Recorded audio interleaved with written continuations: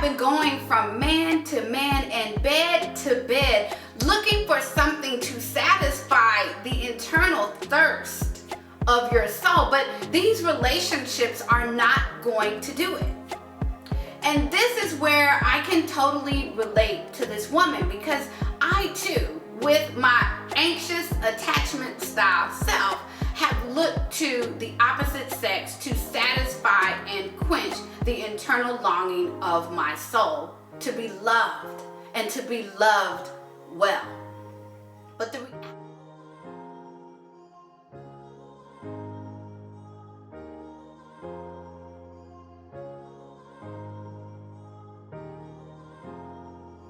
when I was a little girl, my mom would sometimes have to go into work during a snowstorm. So my aunt would babysit me until she could return home. I'm not sure what it was about her leaving, but I can remember completely losing my little itty bitty mind. I mean, tears, screams, unconsolable behavior for at least 30 minutes. Y'all, I remember doing that on multiple occasions. Shameful. I share that story because it ties into a concept I did not learn about until years later, known as attachment style. This is a theory founded by psychoanalyst John Bowlby that outlines how your bond with your primary caregiver sets the foundation for how you navigate relationships throughout life. This theory was later expanded on by Mary Ainsworth, who conducted a strange situation experiment. This experiment observed the relationship between caregiver and the child, ranging in age from like 9 and 30 months. In this experiment, the child is observed playing for about 21 minutes, while caregivers and strangers enter and exit the room. Based on the child's response, they were placed in one of 4 types of attachment styles: secure, avoidant, anxious, and disorganized. All of these attachment styles impact how we behave in all types of relationships. But today I'm going to specifically focus on romantic relationships. So let me give you some qualifiers for each of these attachment styles that I just mentioned. The first one would be secure attachment. This is defined by an ability to build healthy, long-lasting relationships. People with a secure attachment are able to regulate their emotions, easily trusting of others. They have effective communication skills. They are able to seek emotional support. They are comfortable being alone. They are comfortable in close relationships. They are able to self-reflect in partnerships. They are easy to connect with. They are able to manage conflict well. They have a high self-esteem, and they are able to be emotionally available. Now, on the contrary, avoidant, anxious, and disorganized attachment styles are considered insecure attachment styles. Now, I'm guessing if you are watching this episode and would say that you have experienced some type of a love wound by someone in your life, maybe a caregiver, specifically a caregiver, then you most likely have an insecure attachment style. So let me briefly tell you about these insecure attachment styles, because each of them have their own qualifiers. And then I'm going to share with you someone in the Bible who had an insecure attachment. Let's start with anxious attachment styles. These attachment styles are characterized by fear of rejection, fear of abandonment, and dependence on a partner for validation and emotional regulation, and codependent tendencies. Ugh. For the record, this is my most dominant attachment style. So, sis, I'm not coming to you from the pulpit. Girlfriend, I'm in the pew, sitting right next to you. Some signs that you have an anxious attachment style are the following: clingy tendencies, highly sensitive to criticism, real or perceived, needing approval from others, jealous tendencies, difficulty being alone, low self-esteem, feeling unworthy of love, intense fear of rejection. Did I say intense? Significant fear of abandonment, difficulty trusting others, and dependent on a partner for validation and emotional regulation.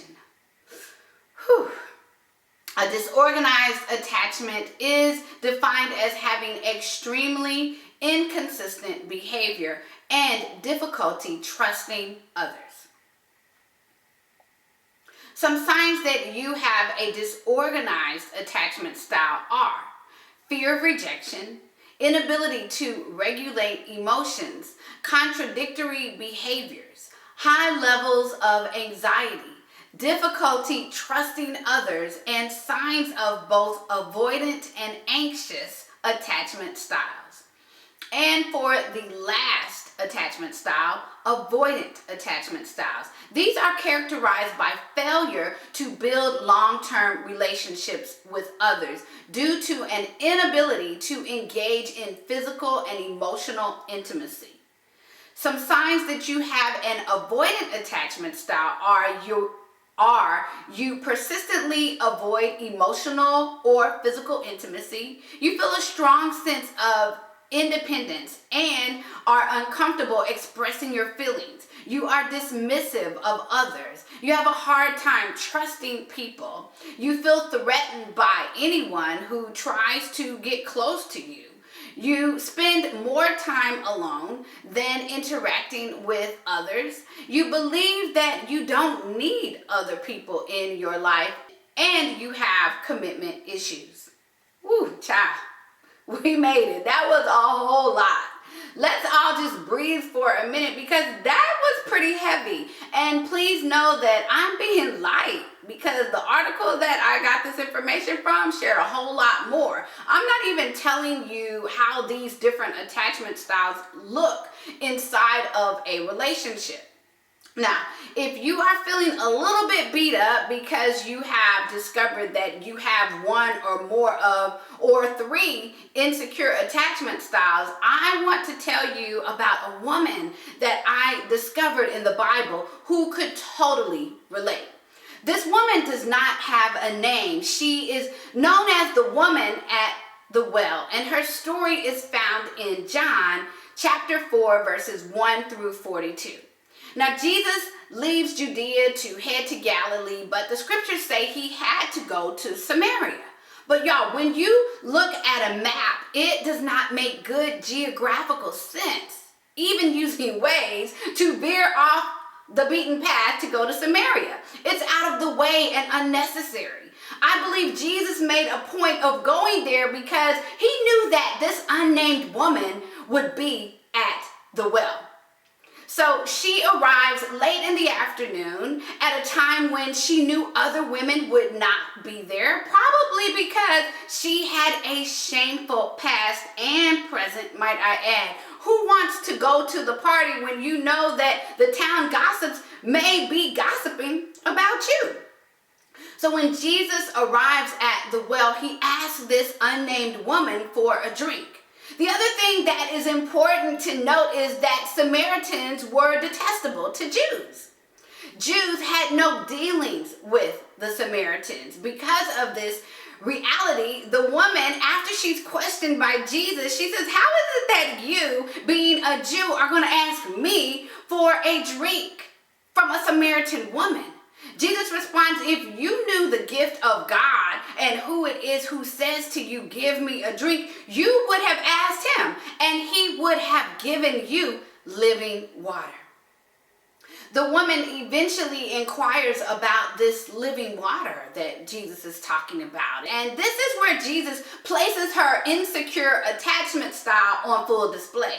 He tells the woman to go and call her husband, to which she replies, well, I have no husband. And then Jesus says, you have well said this, I have no husband, for you have had 5 husbands, and the one you have now is not your husband.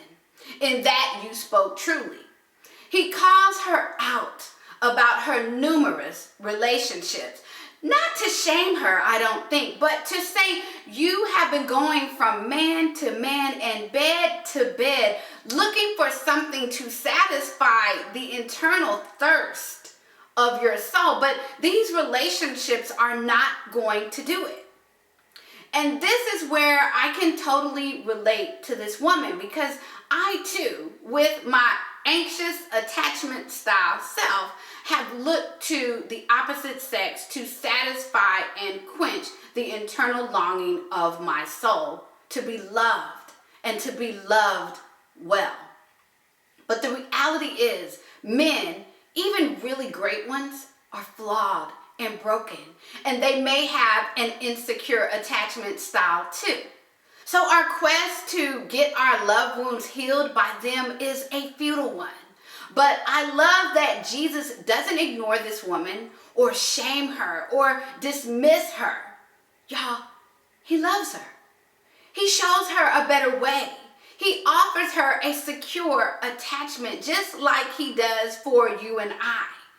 In the midst of her searching for substitutes to heal her love wounds, y'all, Jesus pursues her by traveling several miles out of the way, ignoring the social norms between Jews and Samaritans and confronting her with truth. He didn't have to do any of this, but he was driven by an intense, genuine, indescribable love for her. This is the same love that drove him to die on a cross for humanity, including you and me. The story concludes with this unnamed Samaritan woman leaving her water jug. I love that. Symbolizing to me that she was ready to abandon her substitutes for the satisfying love of God. She still had a reputation, right? She still had the insecure attachment style that resulted in the 5 marriages and the relationship with a man that was not her husband. But she now had come face to face and come in contact with the healer of her love wounds, and it changed the trajectory of her life. I like to believe that she did not go back to the man that she was in the relationship with. I choose to believe that she found a better way to live because she realized she was worth so much more. Sis, if we have a love wound, I believe Jesus wants to do this for us too. Our past does not matter.